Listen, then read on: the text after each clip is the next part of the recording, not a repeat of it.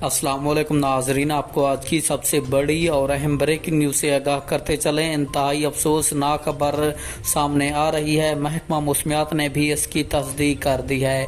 ईद वाले दिन इंतहाई बड़ी तबाही होने जा रही है। तो मैं आपको मुकम्मल तफसील के साथ आगाह करता हूँ इस छोटी सी वीडियो में।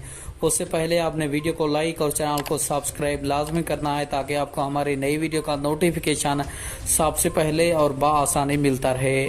तो आपका कीमती वक्त ज़ाया किए बगैर बढ़ते हैं वीडियो की जानिब। आप सब जानते हैं मुल्क भर में यानी कि पाकिस्तान में 10 जुलाई को ईद उल अज़हा मनाई जाएगी और महकमा मौसमियात की ताज़ा तरीन रिपोर्ट के मुताबिक 10 जुलाई को मुल्क भर में इंतहाई खतरनाक तरीन बारिश होगी।